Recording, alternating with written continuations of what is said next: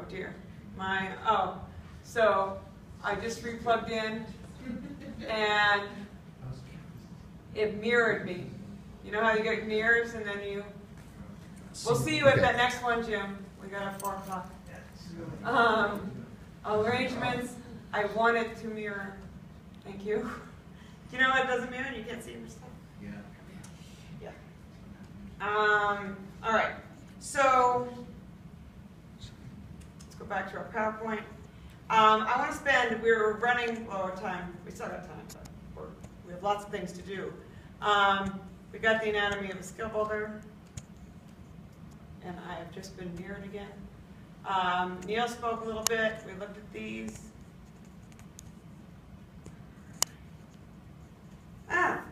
So I'm going to let you mess with the unplug. technology for a second, Yeah. and I will actually continue on the just on the automatic reassessment and retraining thing. So there's a few columns in there, and those columns really sexy exciting, right? Because you might actually not get an immediate effect of any of these things, but how do they do 1 week later?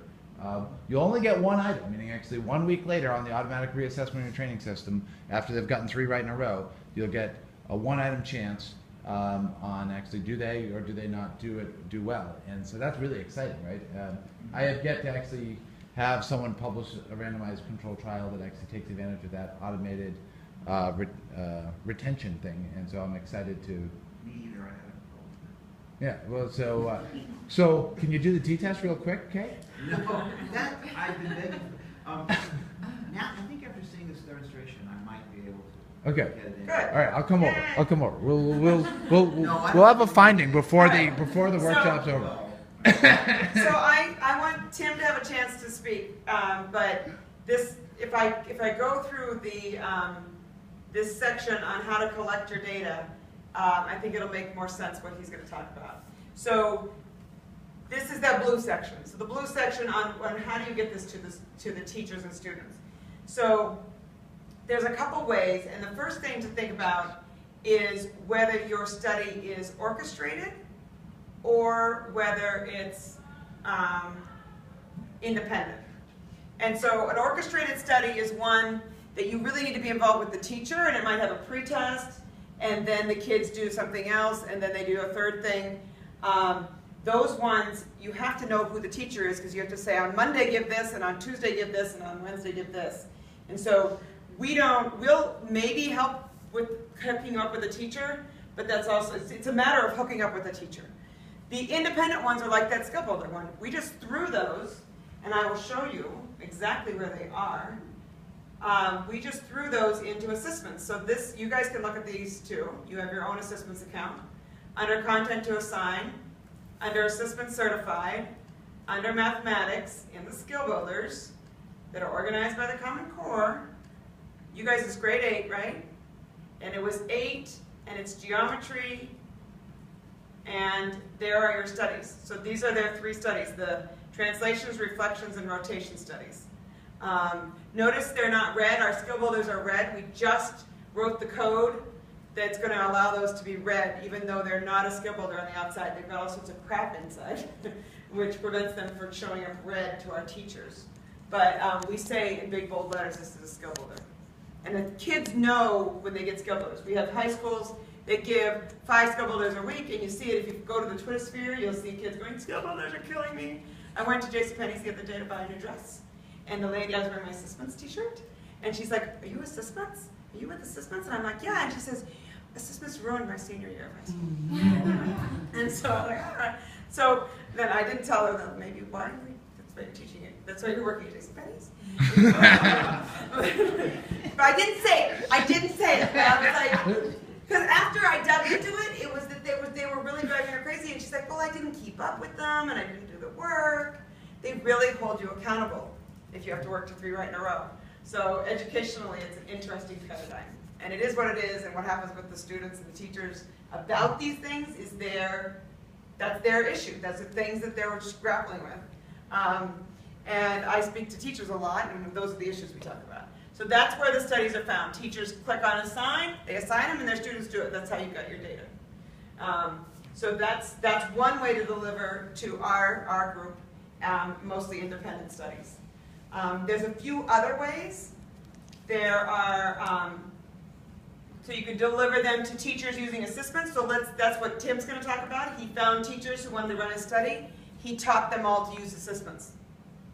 So he taught the teachers how to use assessments. He taught their students how to use assessments, and that's how they delivered these problem sets. But we also have a way to use LMSs. So you guys Learner know- management systems? Learner management systems. You guys have maybe heard of Moodle? Moodle? How about, does your School- university use Blackboard? Blackboard? Right. Schoology? Anyone heard of Schoology? Yeah, so Schoology works. Canvas? Oh, sorry, I keep going to the wrong place. Down here, under collecting data, we have our LTI. So LTI stands for? Learner tool interoperability? There we go. And it is a language that talks with anybody it's a common language that was set up by somebody. Neil So- will talk about it, but we're running out of time. So just so you know, it's a common language. You want to add? It's not a language. It's actually a standard by which any learner management system can actually connect to anything. So basically, if kids are already actually registered inside something, their identifiers are passed through, and we pass back a number, like some sort of grade. That way, actually, the teachers seeing stuff through their Moodle account or edX. We also do edX actually supports this, and that's how we actually work inside of edX easily without actually doing extra stuff. Right. So this is Schoology. The teacher needs to type in things and do things, and then they get an assignment. They fill this form out, and if you notice, the part of this form that's important is not on this page, but it's on the next one. Yeah, they add a tool, and there it is. So right here, that's the problem set ID. So they type in the problem set, and the problem set gets delivered to their students with the name, so the kids don't have to make separate accounts. How much variability is there built into whether or not the teachers change the requirements for the assignment in terms of how many they need to get correct, or? Oh, so here I'll address that. So the teacher cannot change your problem set at all, but the teacher can actually go, because anybody can go actually take any piece of content and copy it. So a teacher could go into the problems you made and rip your study apart and then run it. But you wouldn't even get data on that as your study, because you get. So you specify how many they need to get correct to finish the assignment, and they're just checking in terms of how they build it into their curriculum, whether or not they're finishing your requirement.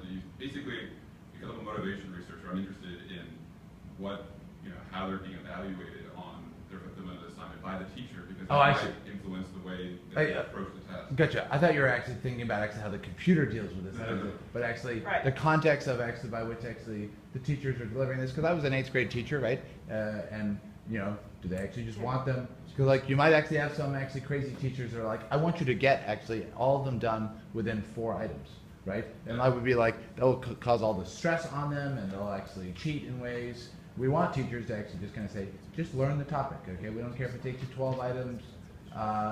But that's going to vary across teachers. We don't it's hard for us to get data for you about that. But maybe I could try to help in some way. With certain teachers that then maybe that's easier to figure out. Is there a way to also maybe put instructions into the teachers for a problem set to say this is how it's meant to be used? Right, so that starts sounding like an orchestrated one, right, where we're actually sending out a teacher sort of thing. And maybe for this context, that would make a lot of sense. We're trying, you get a lot more data more quickly if it's actually just a normal old skill builder, because they just kind of come across it. And we also don't actually have to waste as much time communicating with teachers' studies, but we're very open to all sorts of ideas. You all set, Tim? Yeah. Yes. Cool. Looks like your time is So, up already. That's it for delivering to